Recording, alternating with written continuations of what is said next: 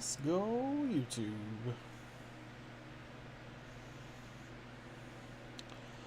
Alright, let me see here. Make sure I got all my things. Happy Tuesday. It was, I almost was not going to have a stream today. It would have changed yesterday, but so I have a meeting where my entire team at work is coming on site to the one building that we're all assigned to in downtown Seattle, which is like a nightmare traffic wise. But we moved that to Thursday, so because we had some of our newest team members going through a new hire orientation, which only happens like once every 3 months, and it was Monday and Tuesday, and I think a little bit Wednesday. So it was like, okay, well, that's more important than this meeting. We can shove this meeting 2 days, and instead of coming in Tuesday, go in Thursday. So, you know, that's fun. Otherwise, I'd have been basically no stream. I wouldn't even had a question and answers recorded, just because of how the timing lined up. Because it kind of became a semi-emergency meeting, which is to say we scheduled it very short notice. So I didn't have enough time to prep for stuff. So good news, wasn't on Tuesday, and I'm here. Let's see, what else we got? Give folks a few minutes on this. At least in Seattle, it is a very warm day for us, because it's gotten to the mid-80s, which is it's toasty for Seattle. So you're probably going to hear fans in the background and all that kind of stuff. But yeah. Oh, man. Kingfisher's Catch dropped $400 on a flight to Toronto for the ANGFA meeting in September. That sounds pretty awesome. I can't make that one. I was looking for a little bit to see if I could potentially go to Keystone Clash this year, but I'm not sure that's going to happen. Just with some of the work that's happening and stuff like that, we're busy, and we probably need like twice as much staff as we have, but yeah, that's part of growing, right? Go through the pain first, and then we get the fun stuff. So I've babbled for a few minutes. The topic today will be really light and simple. It'll be lots of Q&A. Although I might ask some stuff. So, Tetra Guy from Texas, thank you for the 12-month. Welcome to a full year of autosynkless, my guy. You got the Blue Hawaiian Moscow Guppy badge, and then Pete Berlinski, the Aquarium Plant Man, at 19 months, rocking the Wanamensis with a good day, y'all. Which is like feels funny to have good day and y'all, right? A very like Australian Kiwi thing and Southern U.S. in contractions all over the place. So with that being said, I want to talk. So like, I'm wearing my Triple Crown hat, right? This is the one that will be given away at Triple Crown. So I want to show you guys. I finally finished. I got to pick these bad boys up yesterday. The second part, the custom embroidery. I want to show you this part. So there are 25. Try and get them up with the camera. Make sure you can see them. Does that actually show up correctly? The delay is killing me on YouTube, but we'll find out in a minute. Yeah. So this is number 25 of 25. Each one's individually numbered. So there are 25 of these that are individually numbered. There are a few extras that I have, like this one here, right, where they're blank.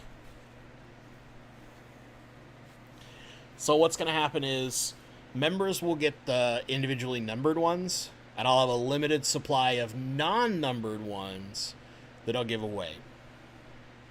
So if you're at our lovely Triple Crown event, find me. There will be fun things. I actually want to show one thing off. So, like, in the world of, like, hyper rare nerd stuff, I have this. So this guy, where's the opening to this bag? Oh, it's, like, way under here. There we go. This was the prototype that they showed the actual embroidery on and it's on like a completely different hat. So you can see like the lettering's in black, right, instead of white, because it's a white hat. But then what I find actually is kind of cool about this hat is the underside of it, it's a completely different company that makes this, not a trucker snapback. But the underside is purple, and all the other like stitching and the stuff is all purple. So this is like the truest prototype hat, and I haven't decided what I'm doing with that yet. Kind of want to keep it, but I might just give it away. I haven't figured that part out yet. I'm curious, do you guys like, chat, let me know, do you prefer the blue and gray like trucker style hat as far as colors are concerned, or do you actually like this white one more? Now, I'm fonder of dark hats. I tend to not like very many light hats, but I like when, because I think it makes this stuff pop more. And the place that did the numbering was like super into the logo. They thought the logo and stuff was really cool. They had no clue what it was. They're like, is that like some kind of colorful flounder or something? I'm like, no, no, not a flounder. It's a freshwater tropical fish from the other side of the world. But it's kind of fun. Like they thought it was really cool and did some really cool work. So yeah, that's for those who actually do wear hats. You'll know that like white shows all your sweat super fast, and that's why most of us don't like white hats. They wear hats regularly. Now, if you're swapping between lots of hats, it doesn't happen as often. But yeah, so I'm curious how chat likes stuff, and then I'm going to keep. I have a couple of spare hats that I'm going to purposely keep for after the event. Those will be the unmarked ones. It'll totally depend on how many like members show up. Or people who decided like, I'm just going to become a member while I'm there to try and get the numbered one. Because each one's individually numbered. It's like, this is 25 of 25. There's 01 through 25 of 25. I want to do something special. It's the first big event that I'm actually going to. So I want to do something a little fun and special for y'all for happen to show up. Alley Cat made it to the live chat. You're at 12 months too. Nice. It's 2 12-monthers. And Fish Tank Dad. My head is too big for hats.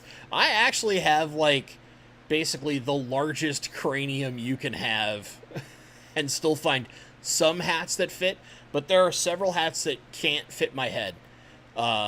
So like true proper fitted hats, it's really hard to find size 9, which is basically what I have to wear. Some of the stretch fits in the extra large will fit, but some, depending on who makes that hat, some are tight unless I've got a fresh haircut, which like right now I have a fresh haircut. And if I like to joke, my hair turns into like wings coming out of my hat, then it can be almost uncomfortable for certain hats. And then like snapbacks like these are a little bit easier, but again, certain manufacturers make them slightly different up here, right? So some will fit well and some just kind of barely sit, and they have to kind of sit more propped on top of my head than like properly down on my head. You know, these are the random things you learn like as a person who like decides you want to wear hats, or like, okay, as Fish Tank Dad is mentioning, they had to order him a special football helmet at middle school because his head was too large. Yeah. Like Mike Stambaugh is a number 8 for a fitted snug. Yeah, I have to get the 9s, which is like the largest size that the most hat makers make standard. Otherwise, you have to get them. You'd have to get a place that was willing to custom build you a hat, which basically is to say no one. I have a stupidly large head as well, so I can relate. There's very often I will see hats that I think are very cool, and there isn't a hat that I can possibly wear in the size. I've struggled to get hats for certain of like the minor league baseball teams that I'm interested in. And I know it's not fish related at all. Don't worry, we'll get there, folks. It's the summer. We're going to go a little wild and free on this one. And no, YouTube, I will not insert an ad. Stop prompting me. I can't. So, very recently in live streaming, YouTube has started like prompting ads. And they basically show up like right up here in this corner. And I hate it. I hate it so much. Bumper Cell, are you going to any minor league games while in Kentucky? Well, there is the Louisville Bats right there. And I'm trying. I'm not sure how like the timing's gonna work, just because of all that kind of stuff. I mean, it's not hard to get tickets there. Actually, my buddy who I'm staying with out there went to a Louisville Bats game like 4 days ago. But yeah, kind of. I might try to catch a game, or at a very minimum, I want to drop by the Louisville Slugger stadium that's there, the field, because it's a very pretty field, and buy a Louisville Bats hat. Because, I'm into that stuff, because I'm a weirdo. Okay, so let me talk a couple things about the event. Actually, I'll answer this question for Master Photographer first, because, this is going to be just out there in Psycho Stream land. Okay. Will Epistograma Agazi eat cherry shrimp? Depends 100% on your fish. What I would say is, I think you're more likely to see Agazi pick off the baby shrimp. So unless you have a massive colony, you run the risk of basically only having adults, because all the babies get picked off too much. In general, because they have larger mouths, any of the dwarf cichlids, I keep away from shrimp. I definitely keep rainbow fish away from shrimp, and they're smaller throated than a cichlid. So that's where I would have some potential worries. That being said, I know there are people out there who have done dwarf cichlids with shrimp, and they have a large enough tank to where you can get a large number of shrimp going in their colony before they add them, and it works. Or if you get them fairly young, sometimes they just kind of get used to those guys being around and leave them alone. If you feed your Agazi super, super well and you give them lots of high-quality food, that also might limit the likelihood of them chasing down any baby shrimp. But just keep in mind its potential. Leo209, 3 months in the Pseudomagil lands. So also getting a Black Tiger Dario from Dan, setting up a 5-gallon spec for him. What setup would be perfect for him? Can't wait for the L397s. Also, over the L397s, we got something bigger than a 5-gallon. They make a lot of mess, and they need wood. In general, what I've found with Darios is they hide a lot. So they like good plant foliage to hide in. That helps them be comfortable. If they got a place they can kind of dart in and out of, like stems or some good Java fern, something like that, they do super well. You need microfoods, but you're in a small tank, so you're probably going to feed small food anyway, right? And the biggest thing I would say is don't find anything too big. Peaceful fish are going to go great with them if you're trying to add extra fish. But if you really just want like a solo tank just for the Dario, give them a little bit of wood, give them a little bit of rock, and some good planting to dart in and out of, and you'll be happy as a clam. Especially, I've noticed that some of the Darios tend to do best with a little bit of floating plants. Or some kind of plant that will give them a little bit of cover over the top and create kind of like almost like a shaded natural cave of plant life. That's what I've seen most of like the Dario species in general do best. But I personally haven't tried to keep many of them just because I keep so many other big fish that I worry they wouldn't stand a chance. It's like rainbows are such a quick to get into the food that I worry that like any kind of like Dario or any of your Badises, etc. would really struggle. So I kind of avoid those fish, but that's just me. George Hall, welcome to Auto Singlets, man. Welcome to being a member. Hopefully I get to see you at Triple Crown. If not there, maybe out at Fishtoberfest in Portland if you're more of a West Coast kind of person. Stephen P. Aquardix, 24 months, dude. What's up? Yeah, woo, Triple Crown, boo, gas prices. I know there's a few people that are the gas prices are probably the one thing that's actually going to make it to where they originally were planning to go, and now they might not be able to. Just because Jess from Maine's Tails, Fur, and Fins. Make sure I did that right. I have to think every time I have to do it, because we also have Misfit Reptiles and Aquatics, and there's some other folks that have like Fur and Fins, and I want to make sure I don't get one mixed up with the other. But Jess, who does the Aquatic Morning Show, is absolutely sweetheart, and I was on there not too long ago. Yeah, she might not be able to make it just because the gas cost is like atrocious, and I totally understand that. In my case, I have to fly, right? Because it's a cross country. I'm going from Seattle to Kentucky. I'm flying, and I thankfully booked my flight a long time ago. So it's not as bad as it could be. I was looking at flights for like Keystone Clash. I talked about this earlier. I was like, why is my brain not working? I was looking at flights for Keystone Clash, and they were more than my flight to Louisville, which it's not really as far in the grand scheme of things. So, yeah. At George Hall, I'm 25 minutes from the Triple Crown. I'll see you there. Well, you're a new member, but get one of these, my friend. They're free. Free as can be. So, yeah. That's there's some interesting stuff out there. I've had some other. What else did we talk about? Like, oh, there's one thing I want to talk about the Triple Crown. So, for me, I need to talk to my buddy, but I'm gonna try and do a kind of informal event Wednesday night for folks that are getting in super early. There's a sweet barcade that my friend knows the owner of. And I might try to just do a like impromptu meetup there. So watch the community tab. I'll know next week, basically. And then beyond that, like Thursday, if you're doing the barbecue at Rusty Wessel's house, I'll be there Thursday nights along with Gary Lang. So it'll be like I think we're trying to get like all the Rainbow Nerds there that night. And then of course Friday and Saturday, I'm basically just gonna be hanging out. I might go to a couple of talks for some of the speakers that are Rainbow Fish oriented that are a little harder to get to, right? In the sense of they're a little less likely to show up at my club. I see Gary all the time, so I might not. If he heard this, he'd probably kill me. But I might not go to his talk. But mostly I'm just going to hang out and chatter with everybody. So please, please, please, if you're there, come say hi. Like, do not think, oh, he looks busy, I should just leave him alone. Or maybe he just needs a few minutes of rec. No, I love babbling about fish.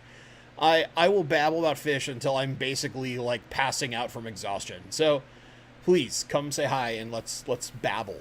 I want to meet as many of you folks in person as possible. Yeah.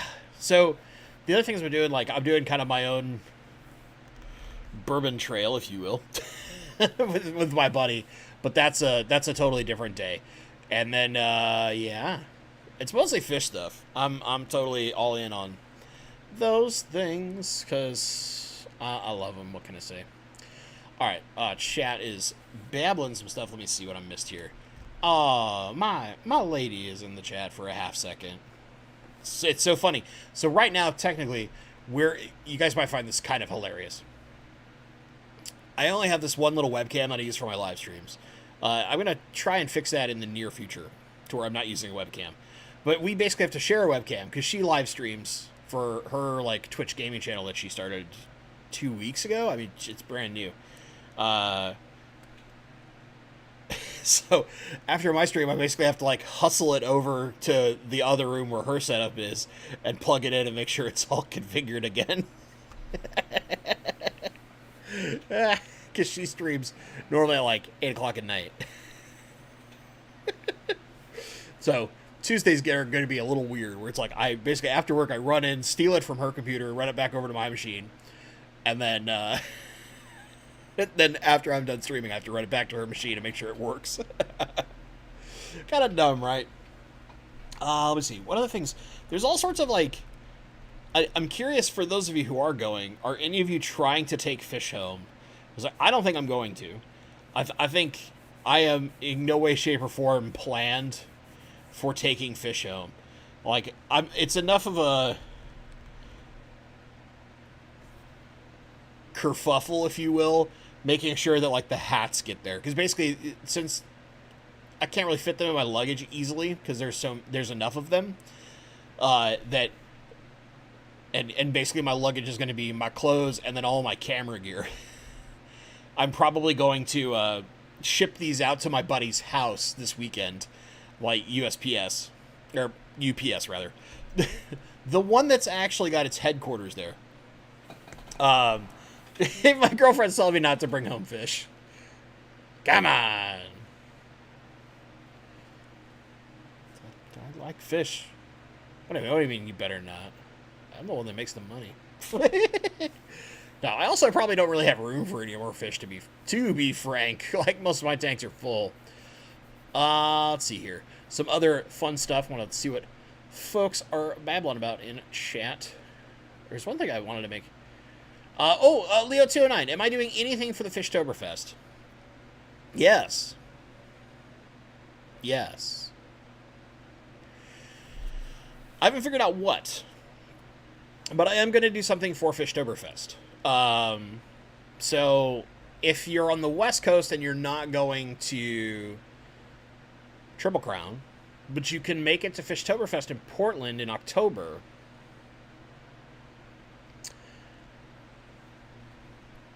be there and hunt me down.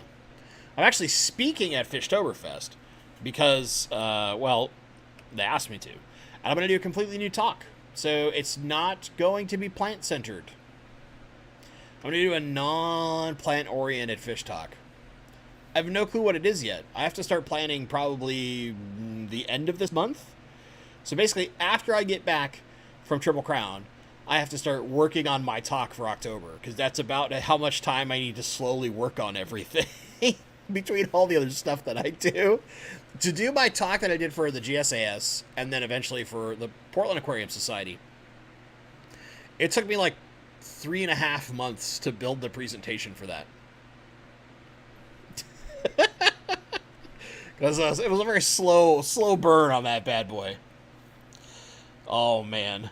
Stephen P's got to write some bars. I'm slightly paranoid about whatever you might write. Adam Lash, I recently watched one of your rainbow fish videos. Where on earth can a guy find some Melanitania van Heereni? Ooh. So, van Heereni are actually super hard to find in the United States. And part of that's because they get so freaking big. However, I would say there is a rainbow fish breeders group on an app called Banned, because Facebook has basically banned any kind of selling of live animals. And they made it so that it's nigh impossible to even mention anything. And we don't want to get the Rainbow Fish Live group that's there, which is a wealth of great information, in trouble. You could also start with the Rainbow Fish Live group and ask them if they know anybody who's keeping Van Heereni in the United States. And you'll probably find somebody who's like, I've got them, that you've never heard of, and then like everyone else will be like, oh, that guy's really awesome because he does X, Y, and Z. There are a bunch of like secret rainbow fish ninjas on Facebook that the greater YouTube world just like has no clue who they are, which I find hilarious, because you have this in like every culture, right, where you dig deep enough into a certain aspect of fish keeping, and you'll find all these people who are like the living legends of breeding now. So like, not a lot of people, I think more people are starting to learn, but not a lot of people know who like Marcel W is, right? Roseline 17 on Aquabid. But if you're a rainbow fish person, you know Marcel is like, if not the best, one of the top 3 breeders of rainbow fish in the United States. And I say that including Gary Lang. I want to be very clear. That includes Gary. Marcel is an absolute boss, right? And that guy, like, what he's into is way different than, like, me. Like, he's big on rads. I gained a lot of my appreciation for rads from Marcel and Gary. Because at first I was like, I don't know about these, like, teeny guys. We're getting close to, like, slightly bigger Pseudo McGills, and I like my big, colorful boys. And they're like, wait a minute, bud. Have you seen them fully colored up? Have you seen these guys? You realize you can keep them in a 20 long? It's like, all right, now we're talking. It's like, yeah, but what about Melitania pygmea? I mean, they're so cool, and they got that gunmetal gray. And it's like, just look at all these different colorations. It's like, all right, never mind, I'm gonna shut up. My bad. Rads are rad. All right. So that's like, you dig in those rabbit holes enough. But I think those would be your best bets, Adam. As I would start with the Rainbow Fish Live group and ask if they know anybody who's keeping Van Heereni.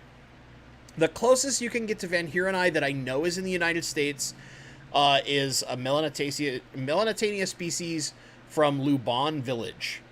They don't have an official name yet, but they basically are a slightly smaller Van Hiereni. They look very, very similar to Van Hiereni. They just don't get as huge. Now, if you want that size of the Van Hiereni, then that's what I would do. Start with Rainbow Fish Live on Facebook if you use Facebook. Otherwise, let me actually open the app so I can tell you the exact group that's on banned. I don't use it very often because... oh, well then, there you go. The guy I'm like ranting and raving about. Thanks, Hoon Aquatics. Thanks, buddy. Marcel is working on a Van Hiereni from Fowey Village and selling them on Aquabid. So you can look for Roseline 17 on Aquabid, and he will slowly have them right there. Easy peasy. But you could also try to talk to Marcel directly, because sometimes he'll just set up something with you directly if you know this is the only fish I want, and he'll just quote you a price. He's done that for me in the past. He's a super nice guy. But there you go. There's an option for Van Hiereni.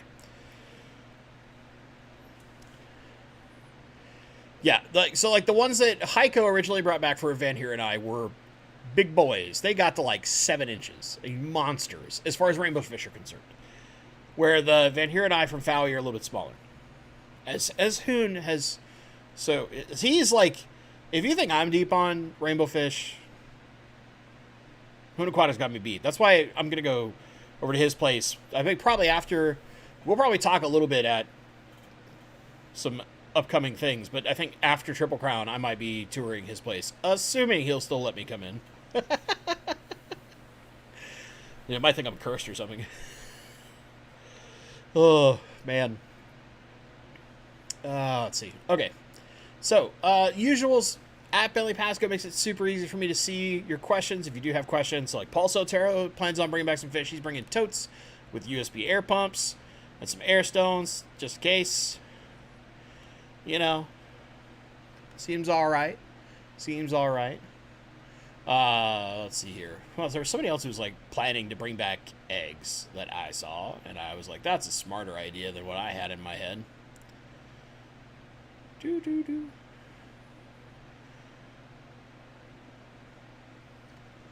Why did I just like completely lose you? You don't know.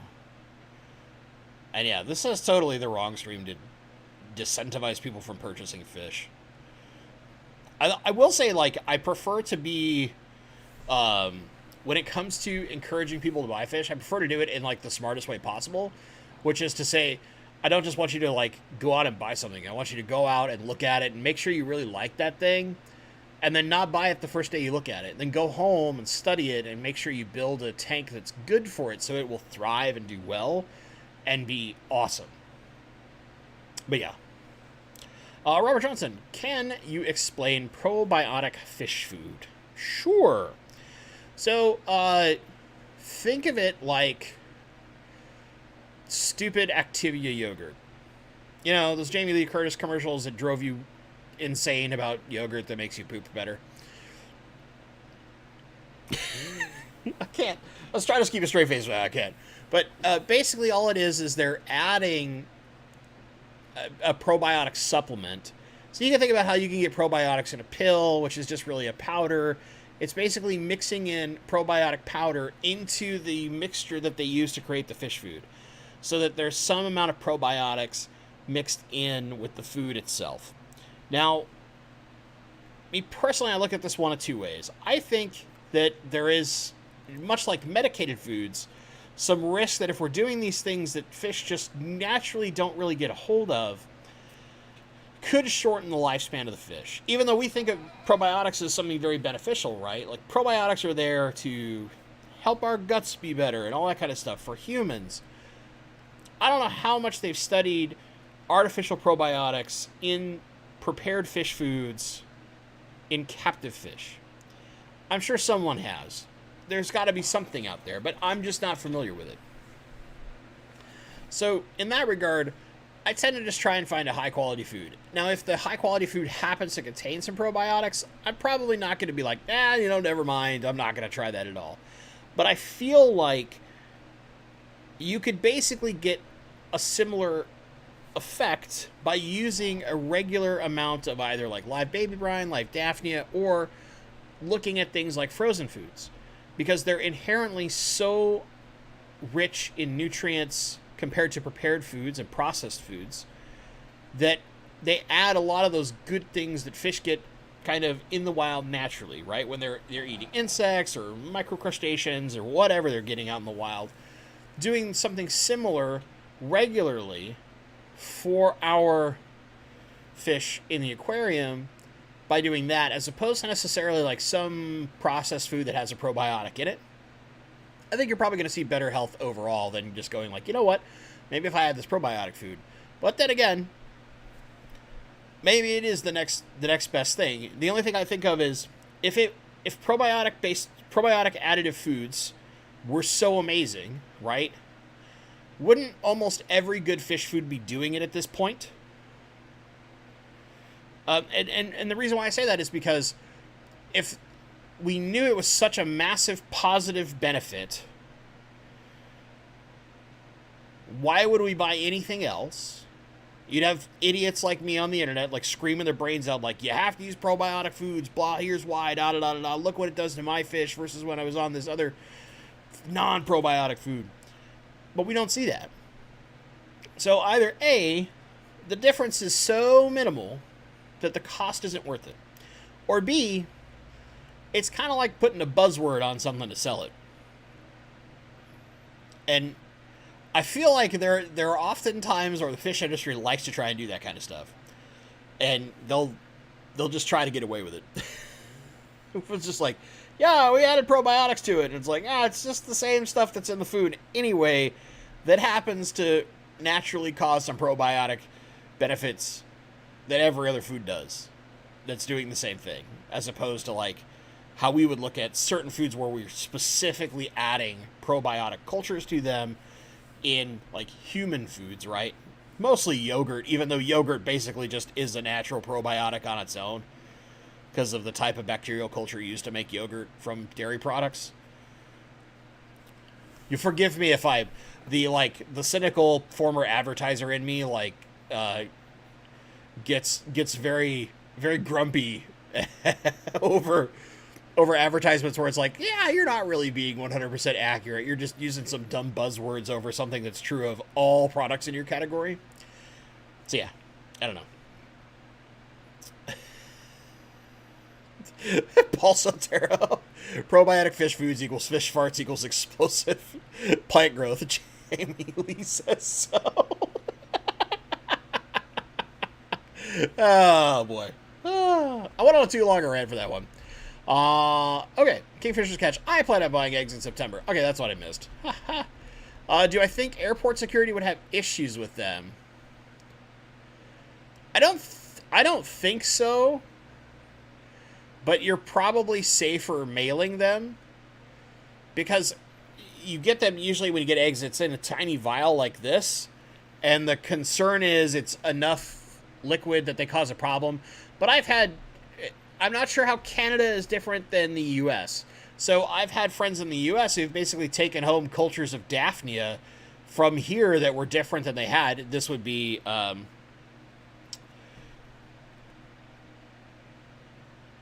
Brain? Preston John. Jeez. I couldn't remember his last name. I remember Preston part, and I was like, it's like a first name. It's like his names are reversed. His last name is a first name, and his first name is a last name. Preston John was up here way back for AGA. There was a specific species of Daphnia, effectively speaking, growing in a random bucket full of water on my back deck that I wasn't trying to do on purpose, that he identified and did not keep. So he was going to take some home, basically, in like a Starbucks cup. And he was like, do you mind if I take some of this with me? I'm like, can you get that on the plate? He's like, oh yeah, I do it all the time. I'm like, okay. You want to take water full of bugs from my bucket in my backyard? You go ahead, buddy. But you still got them. To my knowledge, you still got a thriving colony of them. They're a smaller version of Daphnia than the normal Daphnia we usually get. That's the most I know.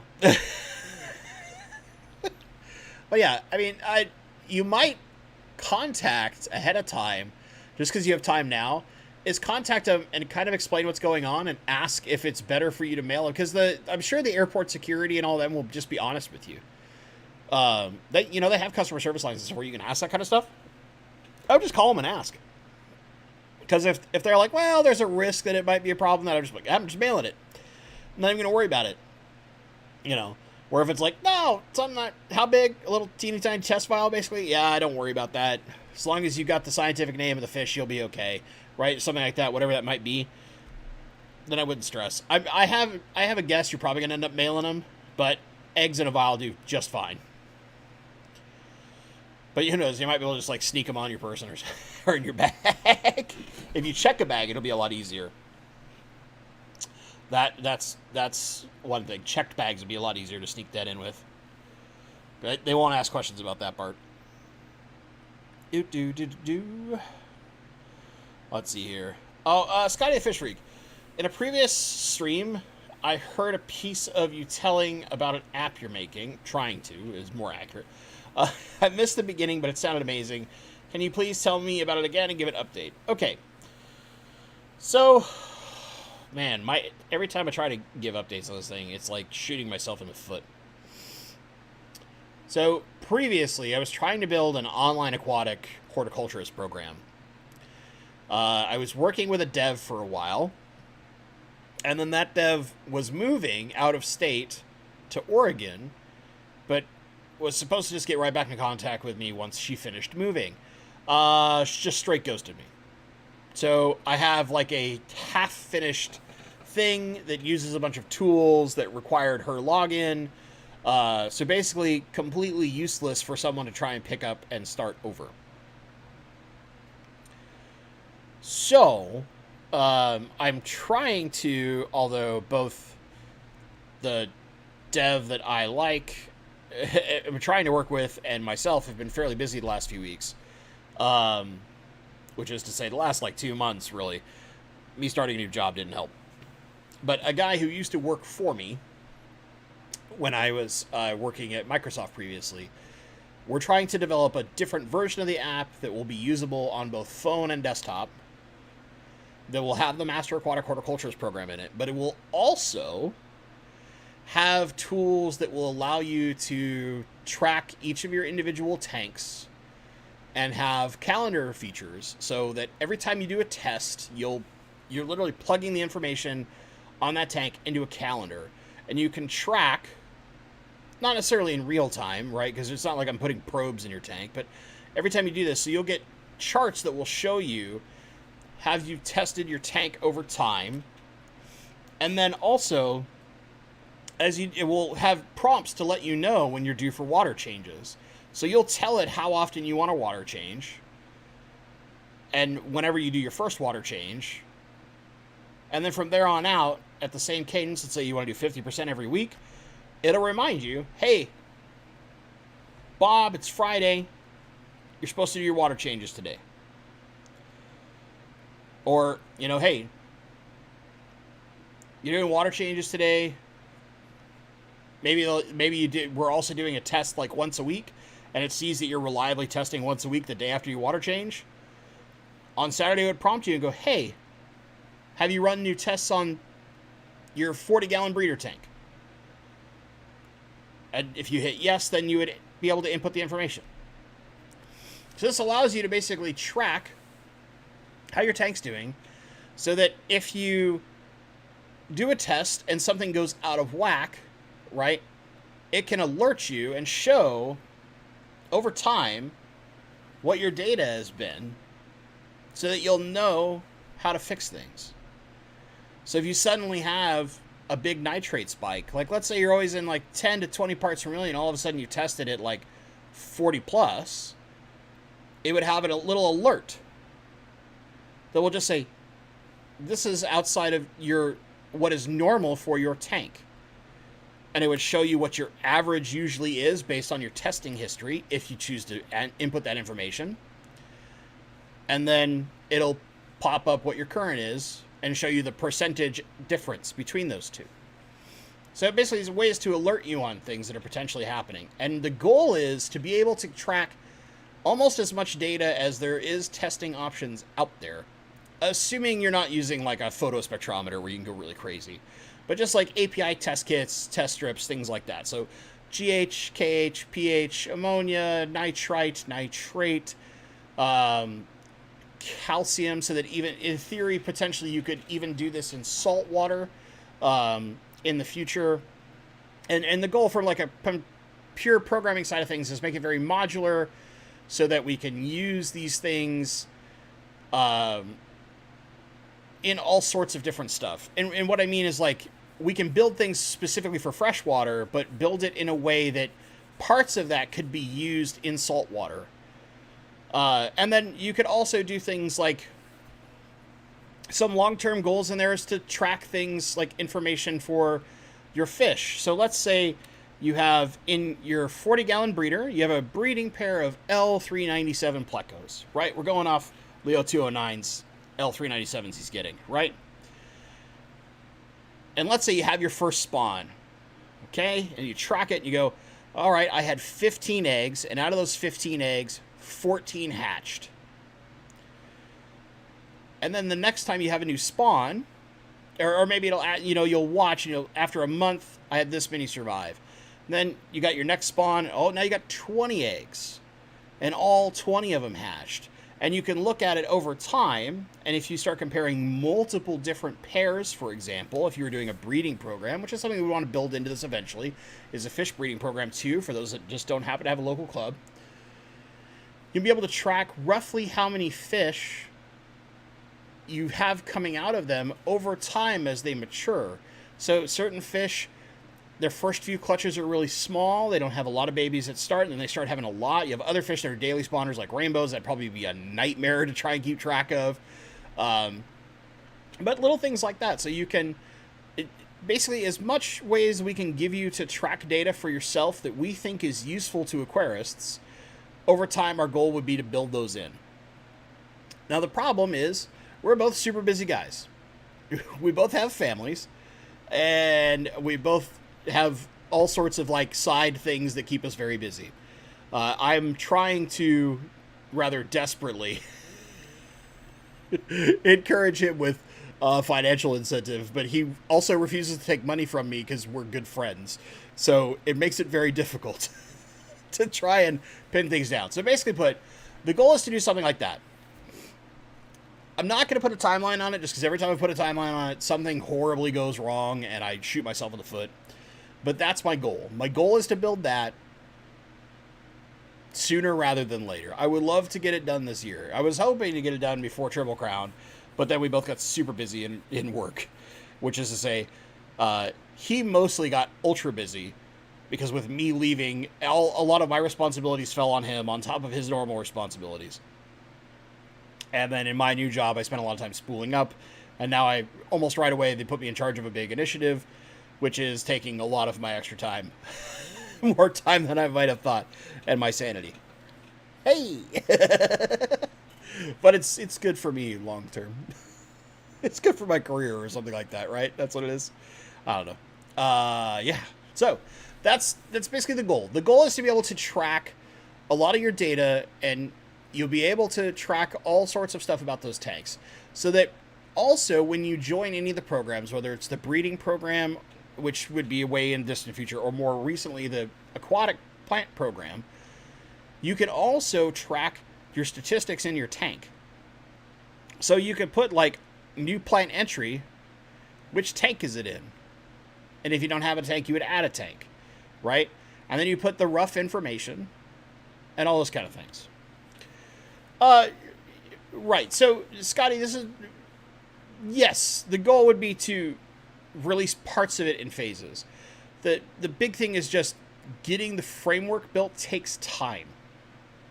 And making sure that it is both desktop and mobile useful Because honestly, I think mobile is where it's probably going to be most useful, but there'll be a few people who don't like using mobile apps. Uh, but mobile will be where it's most useful because then you have alerts in your phone. You're the night before or morning of, whenever you decide to set those things up. Hey, don't forget you need to do your water changes today, or you haven't tested this tank in 2 weeks. Should you test? You might want to test it. Whatever those things might be, and then also try not be overburdensome. But a lot of those little things in that foundation take some time, and building that structure, especially when it's like a solo developer doing the work, and just one idiot screaming at them the design specifications. Because he's not super fish knowledgeable, where I am. So there's those things, right? So it's translating things easily to make sure that he understands everything, and then getting it all built out in our very limited free time when he has a wife and 3 kids. So yeah, it's tough, but that's the goal. The goal is little phases and doing some stuff and trying to make it as useful as possible, given that the first one kind of bit the dust. It's like, well, I want to dream bigger. And eventually it might come down to just, if I can't get something done close to the end of this year, then I might go and contract another an actual like company of developers and do it a little bit more accelerated. I don't know. We'll see. I mean, shorter term goals that are interfering with that. So we'll see how stuff handles there. Yeah. All right. Kingfisher's Catch. What is your greatest achievement as a fish keeper?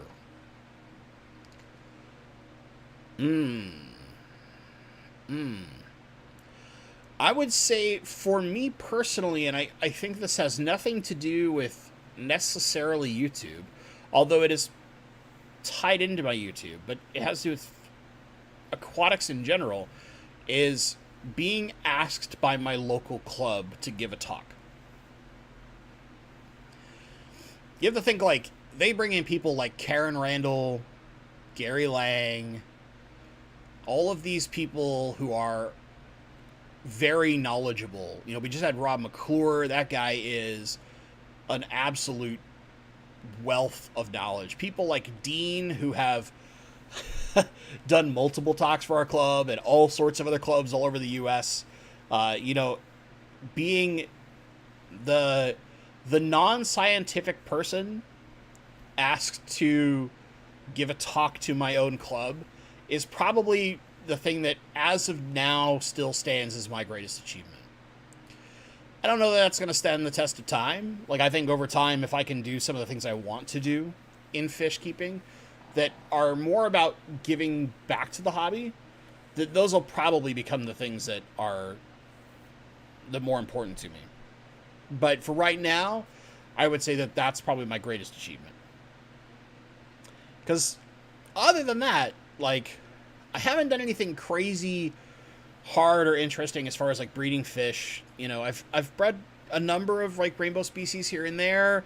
I've done shell dwellers and guppies, but like all those things are kind of easy. I've done some plecos; those are kind of easy. I haven't done anything super crazy. I've done a lot with plants. Yeah, but there are people that are way more scientific about plants than I am. As I get random hiccups. 1 second. But basically, in 5 years' time, I guess 4 years. I think it was 4 years, really. From joining my club to then being speaking at my club, basically being asked to give a presentation that is in some way, shape, or form on the level of all these people who are, some of which are legends in our hobby, that have come through, like Odd Conning. If you're a big African cichlid guy, you know who Odd Conning is. You know who Gary Lang is if you're a rainbow fish person.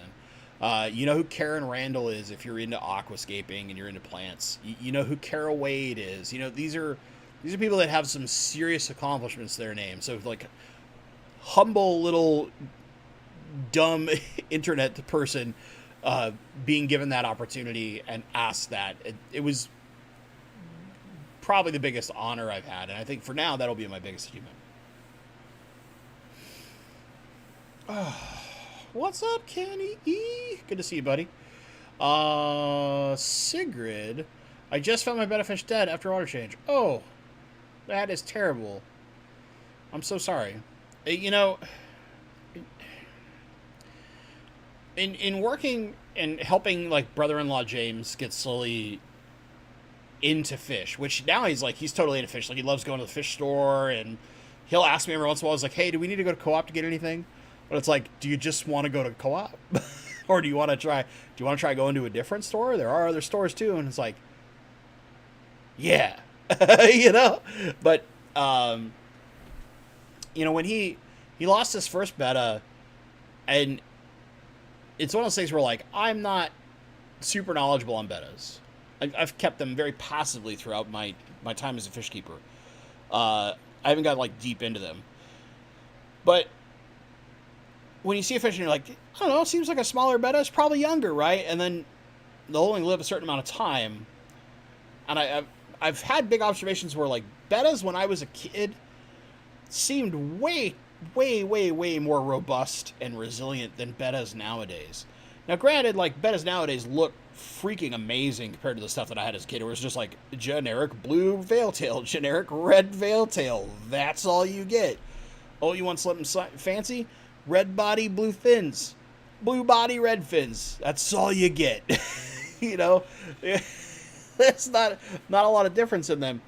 But it seems like very frequently, especially a lot of like the really cool ones that come in from like Thailand and stuff like that, they just have much shorter lifespans. You know, I remember having betta fish that would last 3 to 5 years when they were already at full adult size, and half the time you didn't even heat their tanks. And like I say that now as a far more knowledgeable aquarist, and like I cringe at that thought now, right? You put them in like a bowl or something small, and I built brother-in-law James's tank, and it's like, okay, we'll get you something small because it's going on your desk, but I don't want to go too small. So we'll get you a 15-gallon. Could I have saved money on about a 10-gallon? Yeah. But did it feel better to give that fish a 15-gallon tank with a lot of plants and some rocks and some space to move around and places to hide and all that kind of... Yeah, it felt way better, right? And just... It's funny because we've had his new betta, Shine, who was pure white when we first got him, and now he's like, he's kind of carbon color. He looks super cool. I have to get a new picture of him, and maybe we'll just do an update with brother-in-law James's tank here soon. But like, we found a picture of him when he was pure white when we first got him, and I can remember like we didn't get another betta for almost a month after he lost his first one, because we wanted to make sure that it wasn't some kind of illness and that the other fish were okay. So we observed all the other fish. We didn't see anything happening. We did some medication at first just to make sure when his first betta, Atticus, was having some health issues. And we tried to save him, right? And just everything I could tell from my knowledge, which is at times limited, let's be fair. Like I don't know bettas super well. But from everything I could think of, we weren't doing anything out of the ordinary. Everything we were doing was right. Like we put plenty of time before we put a fish in after plants. Let them get established. Let the filtration get established. All those kind of things. Started slow. We started with just the betta. Then we added a few corridoras. Then we added a few cherry barbs. And when we got to the extra cherry barbs, we went and got an extra sponge filter to make sure there was plenty of filtration in the tank and a little bit of extra water flow, right? Trying to make sure that we had the absolute best environment we could provide for this fish. And seemingly out of nowhere, he went from like, kind of hiding a little bit to this all of a sudden, that was it. In what felt like 2 days. And it's one of those things where like, it sucks so much because like he was a very active little betta. He was very interactive. And brother-in-law James really liked that betta a lot. Atticus was a dope little fish. But it happens. And the biggest thing that I could say to both him and myself at the time was like, I can't think of anything we did wrong.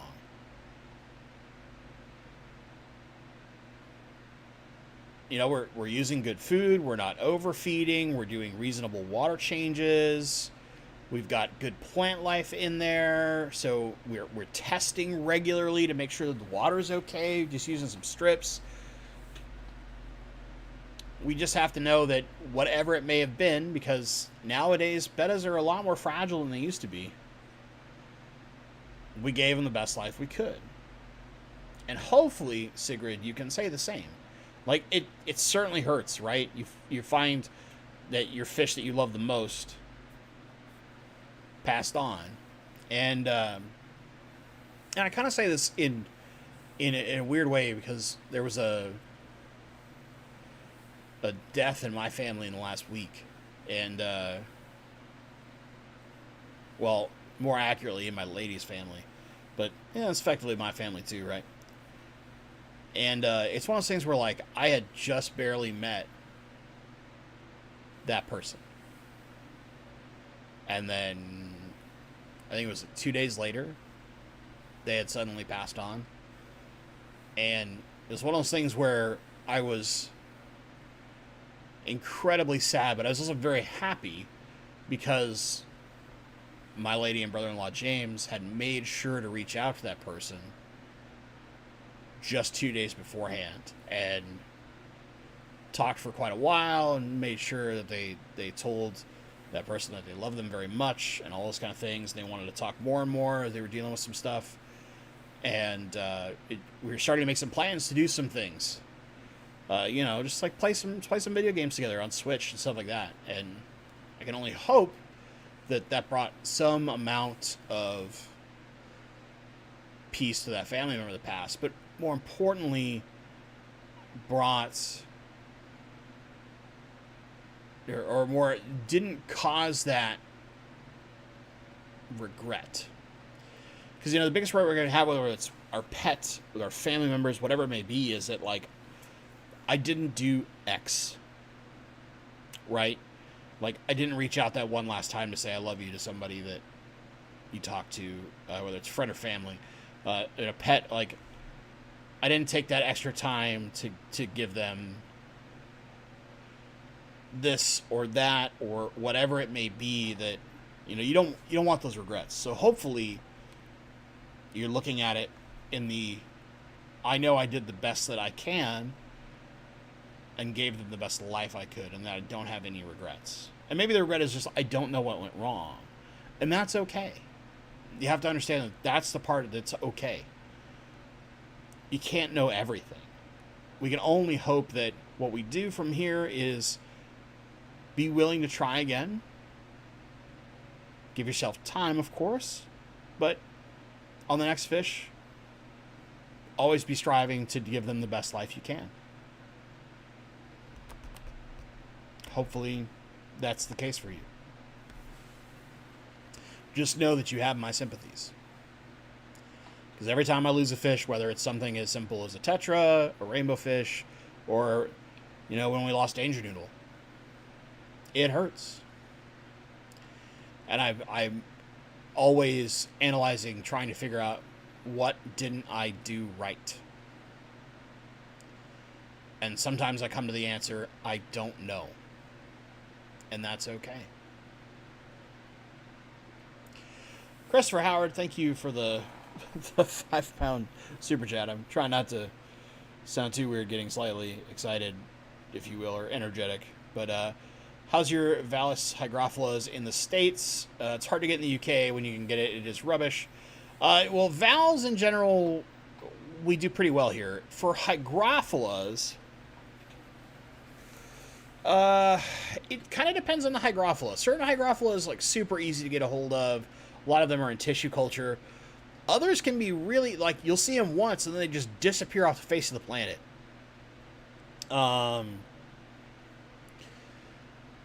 Some of the compacta varieties of hygrophila are, like, really tough to find other than the basic, like, hygrophila compact. But, like, your basic, like, willow hygros or siamensis 53B, any of those things, you can find those all the time. They do well. You get tissue cultures and non-tissue cultures of them. They're all great. But sometimes some of the weird stuff becomes really tough to hunt down. Oh, Oh, man. Yeah, so Christopher's mentioning that he had a customer who'd phoned, and the husband had ordered some plants and had since passed from a heart attack and died. Spent 2 hours talking on the phone. Jeez. Only memory she has of him. Oh, that can't be true. I mean, it's a husband. You got more memories than that. But I guess it's that, like, it's that last thing that he was doing and cared about, right? And you want to kind of do your best to honor that. It would be like if, if my lady or I were to pass and the other one would have to, figure out, with, say, our dogs, for example. It'd be tough because so much of our memories are with both of us with our little fur babies, right? It'd be very tough. Very tough. So I can totally understand that. Hopefully you can help her be successful. That's tough. All right, now that I've depressed everyone on a Tuesday night and a beautiful summer day, we get real here. This is how you know it's not an act. My phone's like lighting up over. Oh, speaking of my friend in Kentucky, I'll do one last question just because Kingfisher Sketch has something interesting. Given the chance to collect a new species with an experienced collector, would you rather collect bows or guppies? Bows.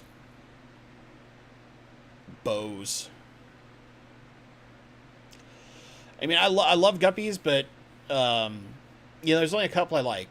Realistically, if you want to talk about something that would be wild caught that I would care the most about keeping, I have to adjust this creaky chair. It probably wouldn't be bows, just because I know how much of a pain it is to go get those wild. Because they're kind of remote areas.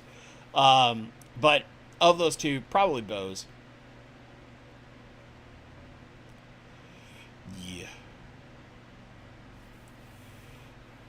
Yeah.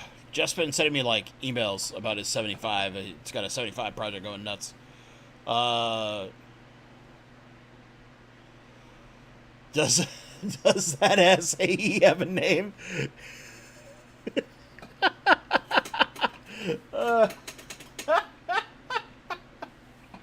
There's two in there. I don't name the SAEs because I can't keep track of them. I've them in every tank known to man. But yeah, actually that SAE is probably getting moved here soon because I might be taking the Flex down and either not having a tank here for a little bit or doing something completely different. I haven't figured that part out yet, which is why it's still there. But there's like a Pleco and two SAEs in there, so there's got to be something I can do in there that's a little bit better. But yeah, Raphael and Leo. No, one of them can't be Leo, man. It can't be Leo. Leo's my favorite. I'd have to be like really specific on something to be Leo. Raphael, yeah, maybe. Be like Raphael and Michelangelo. Those are like, of the four, they're my two least liked, which is not saying much because it's basically like Leonardo, Donatello, Ref Mike, like barely under them. Really, the true hero is Splinter, let's be honest. True hero is Splinter.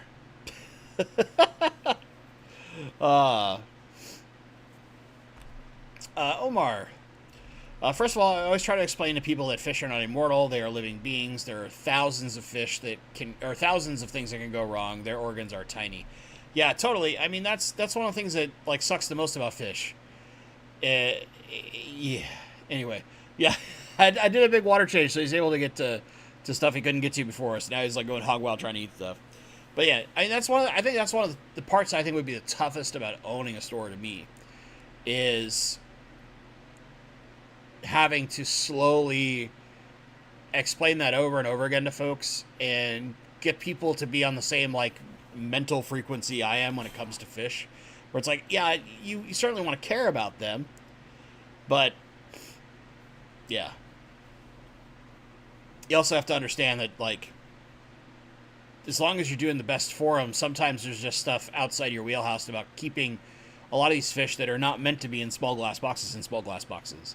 And small's in like big quotation marks, right? But fish that come from rivers and giant lakes and all that stuff, and then you put them in like a 40-gallon tank, it's nothing compared to what their home environment is, right? These massive water systems that have huge, huge turnover and all that kind of stuff. But yeah. And yeah, and bettas, you certainly don't know how old they are when you get them.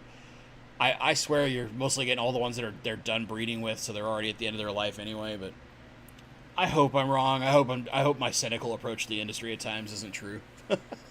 I like to think better of things. Oh. Alright. So yeah. Last little thing on Triple Crown.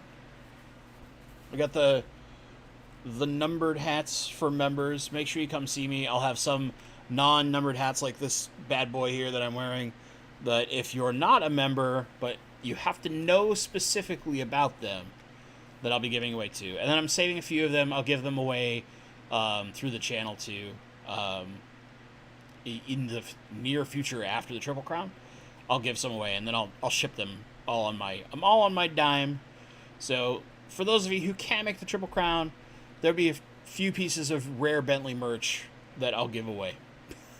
Well, that being said, gang, I am going to go. I need to go get some dinner and transfer my webcam over to my lady's machine so that it can be ready for her gaming live stream. And thank you so much, everybody's here. And lots of member super chats. A couple other the one made super chat.